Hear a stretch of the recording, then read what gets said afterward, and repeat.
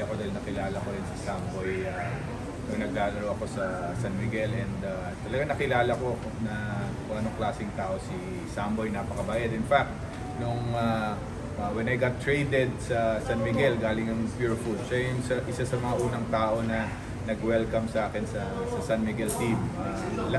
Last year niya yata yun of playing in 97. It is my first year sa San Miguel. So hindi ko makakalimutan. Na-influensyahan ba niya yung basketball career mo? Well, malaking bagay din si Sam, kagaya ng sinabi ko, kasi siya yung nag-welcome sa akin sa San Miguel nung bagong lipat ako. Kasi well, of course, sila yung mga veterano nun, sila Alan, sila Hector, Bong Alvarez, nandun din. So malaking bagay yun para sa isang bagong player na pagpasok, wini-welcome ka ng mga veterans. So si Sambo yung isa sa mga unang taong talaga nag-welcome sa akin. Of course, grabe ang sense of humor ni Samboy. Palaging mapagloko. Naloko kami palagi niyan.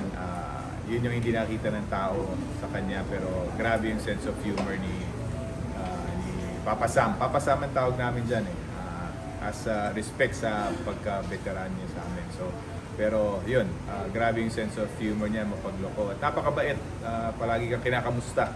Kahit nung after playing, nung nag-retire na kami lahat, palagi siyang nangangamusta kung kamusta ka, kamusta ang pamilya mo, ganun siya tuwing nagkikita kami. Condolences.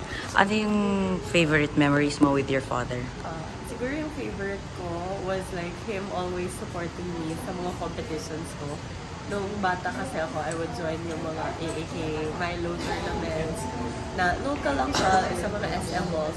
But he would always support me and cheer for me. Tapos alam ko kahit talo ako, proud na proud pa rin yun sa akin. Kaya alam ko na in everything I do, he's very proud, and that's why I do everything for him and with him in mind. Ano yung mga, you now being an athlete, ano yung mga naalala mong mga naituro niya sa'yo? He always lived by example po eh. So I know na he's a very hardworking athlete, na he'd always be there before training.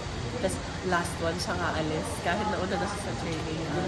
So I just try to be like him, put in the extra hours, and he never trained like a superstar, kahit superstar siya. Namana ko sana ang kanyang work ethic and his hunger to win. And ayun po. And most of all, yung humility niya and pagiging mabuting tao. So, yun yung